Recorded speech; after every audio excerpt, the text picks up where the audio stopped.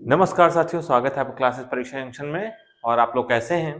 Comment करके ज़रूर बताइएगा। आप लोग की जो प्रेजेंटी है बहुत ज़रूरी है, ताकि हमारा भी उत्साह बना रहे। और 14 मई के लिए हम लोग बहुत तेज़ी के साथ लगे हुए हैं, बहुत ज़ोर-शोर के साथ लगे हुए हैं कि आप लोगों की पीसीएस प्रारंभिक परीक्षा जो है, वो उत्तीर्ण करवाई जाए किसी भी कीमत पर। ठीक है?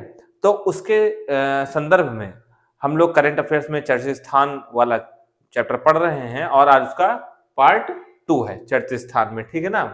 इसमें हम लोग का पढ़ क्या रहे हैं, बेसिकली हमने पार्ट 1 में बता दिया था कि कौन सा स्थान कितना महत्वपूर्ण है, वो प्रश्न पत्र में जरूर पूछा जाता है। कहीं कुछ बहुत इंपॉर्टेंट घटना घटी किसी स्थान में, तो वो पूछा जाता है कि वो फलानी घटना किस स्थान पर घटी। ठीक दोस्तों, अभी पीछे हमारे थोड़ा लेक्चर बाधित थे, लेकिन अब कंटिन्यू आपको लेक्चर मिलेंगे, ताकि आप 14 मई को अपने जो है परीक्षा में उत्तीर्ण हो सकें। एक जो बहुत समस्या आ रही है, लोग पूछ रहे हैं, अच्छा आप लोग ये बताइए कि क्या मतलब एक मेरा अनुभव है, मैं आप लोगों के साथ शेयर करना चाहता हूँ। सब कुछ करवाने के बाद आप लोगों के अंदर अभी भी दुविधा है कि सर क्या यहाँ से कंप्लीट हो जाएगा, इतने से कंप्लीट हो जाएगा। आप ये मानिए कि अभी आपका शायद 17वां लेक्चर है, ठीक है ना? लगभग 10-10, 15-15 मिनट के लेक्चर होते हैं। 15 मिनट का या 20 मिनट का, बहुत ज़्यादा हद से हद 20 मिनट का लेक्चर होता है।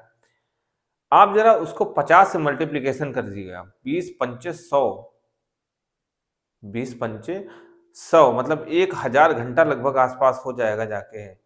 1000 मिनट, और 1000 मिनट को आप घंटे में तब्दील कर लीजिएगा, आपके लिए उतना सफिशिएंट होगा करंट अफेयर्स। देखो दोस्त, इससे ज़्यादा कभी आएगा नहीं, और इससे ज़्यादा यदि आएगा तो कोई नहीं कर पाएगा, ये भी बात मान चलिए। किसी भी एग्ज़ाम के लिए कितना पढ़ना ये ज़रूरी नहीं है, क्या छोड़ना है ये ज़रूरी है। ऐसा नहीं होता कि सारी मोटी किताबें जो लोग एग्ज़ाम क्लियर करते हैं, क्लियर करके रखते हैं, उनको सारी मोटी किताबें रटी होती हैं, ऐसा बिल्कुल कदापि नहीं है। ये आप लोगों की सोच है, पता नहीं क्या सोच डेवलप हो गई है। और ये मेरी जो सोच है, जो ये काफ़ी मैं जानता हूँ, हो सकता है जो बहुत नए एस्पिरेंट्स होंगे उनको पता ये चीज़ लगती होगी कि सर तो ऐसी बात करते हैं कि कम पढ़ना है, कम पढ़ना है, कम पढ़ना है। मैं सच बता रहा हूँ कि 6-7 साल का एक्सपीरियंस है इस पीसीएस क्षेत्र में। ज़्यादा पढ़ेंगे आप एग्ज़ाम से बाहर हो जाएँगे। एक सीधी सी लाइन में ध्यान ध्यान रखिएगा बात को, क्योंकि बहुत पढ़ना है। ज़्यादा नहीं पढ़ना है, बहुत पढ़ना है। तो उस बहुत को कैसे कवर करेंगे? थोड़ा संविधान से, थोड़ा ज़्यादा करंट अफेयर से, थोड़ा इतिहास से, थोड़ा भूगोल से, उसको मैनेज अगर आप कर ले गए तो आपका एग्ज़ाम क्लियर हो जाएगा। बहुत ज़्यादा कहीं दिक्कत की बात होगी ही नहीं। चलिए, बहुत ज़्यादा वीडियो लेक्चर लंबा नहीं करते हैं, अभी लास्ट में अगर समय मिलेगा तो डिस्कस कर लेंगे। आज जो है चर्चित स्थान का जो दूसरा लेक्चर है, उसमें हम लोग बात करते हैं संघाई शहर अभी हाल ही में क्यों जो है फेमस हुआ है। संघाई शहर, संघाई शहर इसलिए फेमस हुआ है क्योंकि अभी कोविड-19 जो है, कोविड-19 की जो टीका लगता था कोविड-19 का, वो हाथ से सुई के माध्यम से लगता था। इंट्रानोजल हमने पढ़ा ही दिया था, भारत बायोटेक ने बना दिया। इनहेलेबल टीका जो है, इनहेलेबल का मतलब होता है इनहेलर, जैसे मुंह में देखते होंगे बहुत लोग दमा के रोगी होते हैं, तो वो करके फूकते हैं, फूक कर दवा अंदर लेते हैं। वैसे ही इनहेलेबल जो है एक दवा बन चुकी है, जो कि मुंह के माध्यम से ली जाएगी कोविड-19 की, ठीक है ना? वो कहाँ से स्टार्ट हुई है? संघाई से स्टार्ट हुई है। अगला तथ्य आता है भोपाल से संबंधित है, भोपाल मध्य प्रदेश से। क्या है? हिंदी में मेडिकल की पढ़ाई शुरू हो गई भैया, हिंदी में मेडिकल की पढ़ाई। अभी तक इंग्लिश में ही सब कुछ चलता था। देखिए, मोदी जी की गवर्नमेंट ने सब कुछ हिंदी करने का, अच्छी भी चीज है। बहुत लोग इंग्लिश बोलकर बहुत अपने आप में जैसे स्मार्ट फील करते हैं, ऐसा क्या है? आप इंग्लिश के माध्यम से अपनी भाषा को व्यक्त करते हैं, अपनी भावनाओं को व्यक्त करते हैं, और हम हिंदी के माध्यम से अपनी भावनाओं को व्यक्त करते हैं। ऐसा आप इंग्लिश बोलकर क्या कर लेते हैं? तो मोदी जी की जो ये एक सोच है, अच्छी सोच है मेरे हिसाब से। तो भोपाल शहर जो है, वो मेडिकल की पढ़ाई हिंदी में करवाएगा, और इतना ध्यान रखिए, अगर इसको प्रश्न को घुमाकर पूछ लिया तो मध्य प्रदेश, भोपाल कहाँ है? मध्य प्रदेश में है। और मध्य प्रदेश ऐसा पहला राज्य बना है, फर्स्ट राज्य बना है, पहला राज्य बना है जिसने मेडिकल की पढ़ाई किसमें स्टार्ट कर दी है, प्रारंभ कर दी है? हिंदी में। आपसे घुमा के प्रश्न पूछा जा सकता है, बहुत इंपॉर्टेंट प्रश्न भी बनता है ये। अगली बात करते हैं विजयवाड़ा। विजयवाड़ा है कहाँ पे? आंध्र प्रदेश में है। कहाँ है? आंध्र प्रदेश में। विजयवाड़ा कहाँ है? आंध्र प्रदेश में। आंध्र प्रदेश में तीसरा विश्व कुचिपुड़ी नृत्य उत्सव हुआ है। आंध्र प्रदेश का नृत्य है कुचिपुड़ी। कौन सा? कुचिपुड़ी। तो तीसरा विश्व कुचिपुड़ी नृत्य कहां पर हुआ? आंध्र प्रदेश के विजयवाड़ा में। ठीक है, कोई दिक्कत नहीं इसमें। अगली बात करते हैं, अहमदाबाद में मोदी शैक्षिक संकुल के प्रथम चरण की शुरुआत हुई। मोदी शैक्षणिक संकुल के प्रथम चरण की शुरुआत हुई। इसके भी कर सकते हैं, बहुत ज्यादा इंपॉर्टेंट प्रश्न नहीं बनता है ये। यहाँ पर छात्रों के विकास की जो है व्यवस्था की गई है, मतलब उनका समग्र विकास हो सके, ठीक है ना। उनको पढ़ाई के माध्यम से उनको फिजिकल ट्रेनिंग दी जाएगी बहुत सारी, जैसे अपने सैनिक स्कूल में दी जाती है, वैसे ही इस स्कूल में भी, यहाँ पे भी शैक्षणिक संकुल में भी इसकी व्यवस्था की गई है। ये कहाँ पर खुला है? अहमदाबाद में। ठीक, बहुत इंपॉर्टेंट नहीं, आप इसको स्किप कर सकते हैं। ठीक, चलिए अगली बात करते हैं। देखिए, मैं स्किप इसलिए बोल रहा हूँ कि अभी आपको मैं तरीका बताऊंगा कि कौन से प्रश्न पक्का से पक्का पढ़ के जाने हैं, कौन से प्रश्न एक बार या दो बार या तीन बार देख के जाने हैं, कौन से प्रश्न आपके दिमाग में बस एक सरसरी निगाहों से गुजरने चाहिए। तो मतलब हर एक प्रश्न पर आप ये सोचे कि हम हर एक प्रश्न को 100% एकदम फोकस के साथ उसको याद करके जा पाएंगे, ऐसा संभव नहीं होगा। इतने फैक्ट हो जाएंगे आपके दिमाग में कि आप उसको रिकॉल नहीं कर पाएंगे पेपर के एक दिन दो दिन पहले। ठीक है, तो इसलिए कुछ हम इम्पोर्टेंट, जब पूरा हो जाएगा तो फिर हम कुछ इंपॉर्टेंट प्रश्न जो है लिखेंगे, लगभग उनकी संख्या होगी 50 से 100 जब आप एग्जाम में। और मेरा दावा है कि कम से कम उस 100 प्रश्न में से 20 से 25 प्रश्न आपको एग्जाम में मिल जाएंगे। ठीक, तो चलिए अगली बात करते हैं, जामनगर में क्या हुआ भाई? जामनगर में सौराष्ट्र अवतरण सिंचाई, एक सिंचाई परियोजना है जिसका नाम है सौराष्ट्र अवतरण सिंचाई। ये 3 फेज में प्रारंभ की गई है। जामनगर कहाँ पे है? गुजरात में है। कहाँ है जामनगर? गुजरात में है। जामनगर कहाँ है? गुजरात में है। ठीक है ना। और ये इस परियोजना की जो लागत है वो 1450 करोड़ की है। 1450 करोड़ की। इंपॉर्टेंट नहीं बनता है कि ये कितने लागत की है, लेकिन आपसे पूछा जा सकता है सौराष्ट्र अवतरण सिंचाई यानी सोनी परियोजना की शुरुआत कहाँ से हुई? जामनगर गुजरात से हुई है। और ये इस परिप्रेक्ष्य से ज्यादा इंपॉर्टेंट बन जाती है क्योंकि मोदी जी ने इसको लॉन्च किया है। ठीक है ना। अगली बात करते हैं, डीप सी पाइपलाइन परियोजना। ये भी दाहेज गुजरात में ही है। कहाँ पे? दाहेज गुजरात। गुजरात में बहुत सारी परियोजनाएं लॉन्च की गई हैं। दाहेज गुजरात में डीप सी पाइपलाइन परियोजना। इससे क्या मतलब है? डीप सी पाइपलाइन परियोजना देखते होंगे अपने कानपुर शहर में देख लीजिए या कोई भी औद्योगिक शहर देख लीजिए, सारा गंदा पानी जो होता है ना, औद्योगिक क्षेत्र का जो गंदा पानी होता है सब कहाँ डाल देते हैं? नदी में डाल देते हैं। जैसे लग रहा है नदी कभी बेकार हो गई, काम की नहीं है, ऐसा नहीं है। उसी का पानी हम लोगों तक किसी न किसी माध्यम से पहुंचता है। यदि हम नदी को दूषित करेंगे तो किसी न किसी प्रकार से हम अपने पर्यावरण को दूषित कर रहे हैं और कहीं ना कहीं वो घूमकर हमारे ऊपर ही वो इफेक्ट करेगी। ठीक है ना। तो इसलिए नदी बचाव परियोजनाएं कई राज्यों में चल रही थी। ठीक, तो उसी के लिए एक डीप सी पाइपलाइन परियोजना है जो अपशिष्ट जल होगा ना उसके शोधन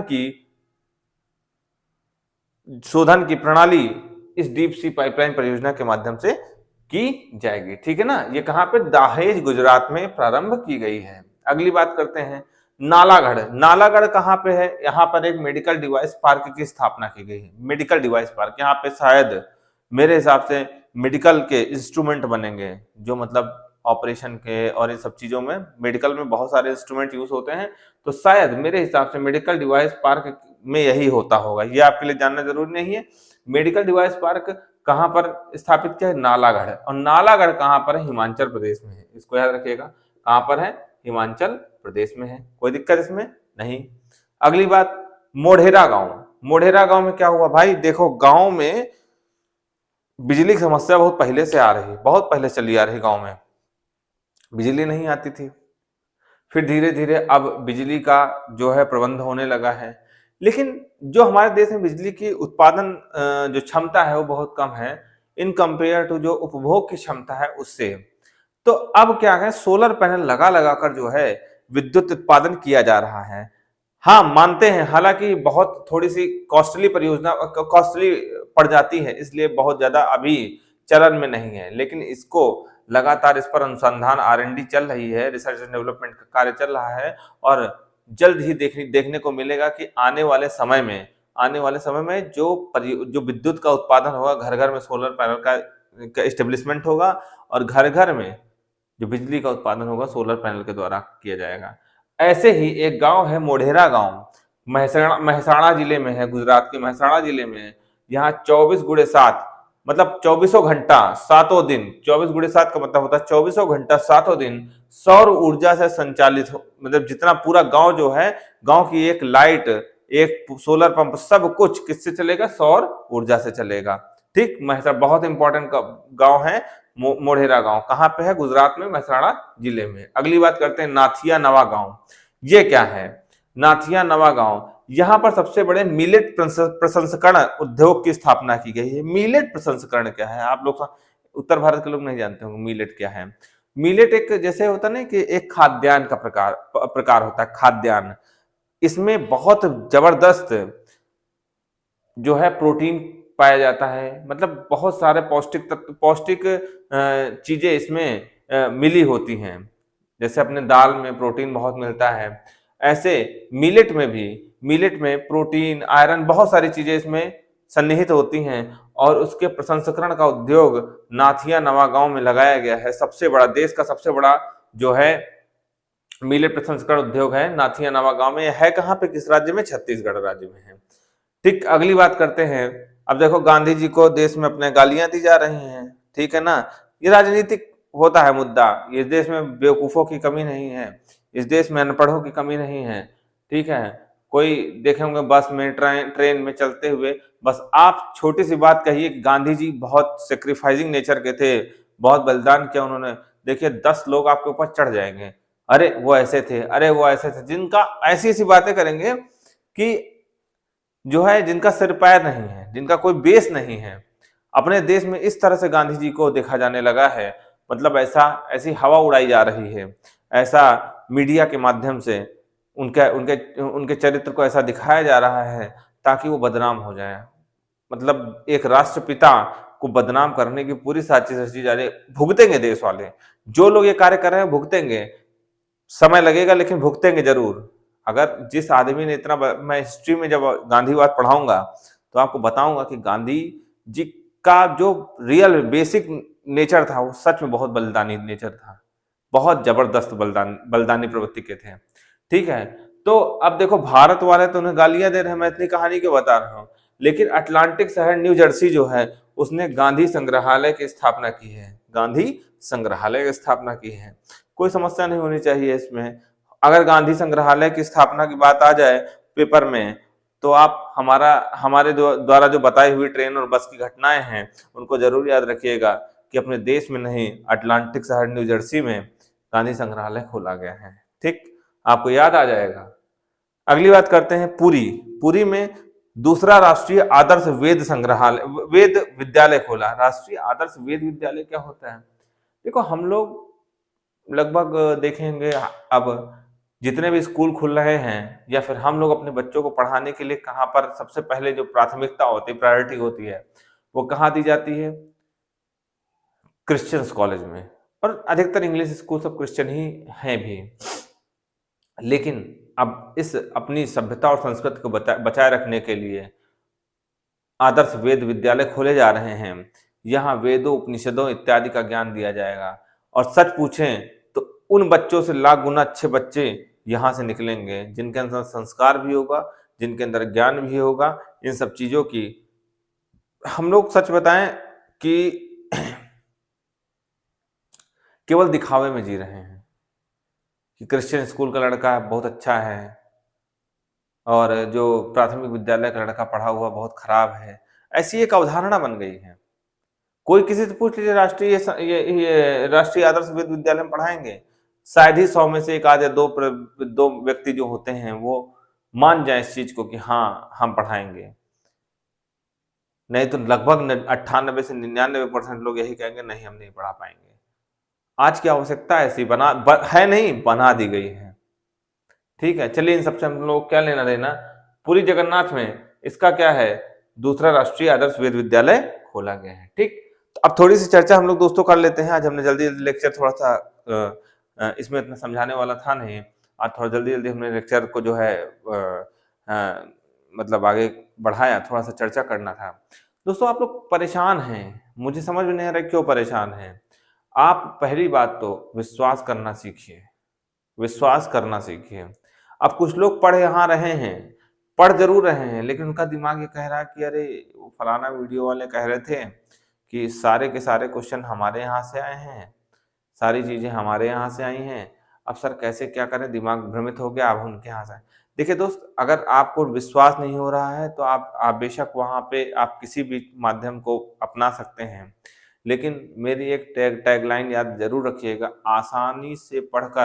आसान पढ़कर आसानी से सिलेक्शन ले लीजिए। मेरा अनुभव स्वयं का ये कहता है कि पीसीएस के लिए, प्रारंभिक परीक्षा के लिए या फिर मुख्य परीक्षा के लिए भी बहुत नहीं पढ़ना है। हाँ, एक चीज़ ये कह सकते हैं, कम पढ़ना है लेकिन कम को कई बार रिपीट करके पढ़ना है, ताकि एग्ज़ामिनेशन में, एग्ज़ाम हॉल में आपके दिमाग में चट से वो प्रश्न का उत्तर स्ट्राइक कर जाए और तभी आपको सफलता मिलेगी। चाहे जितना पढ़ लीजिए, चाहे जितना पढ़ लीजिए, चाहे जिस सोर्स से पढ़ लीजिए।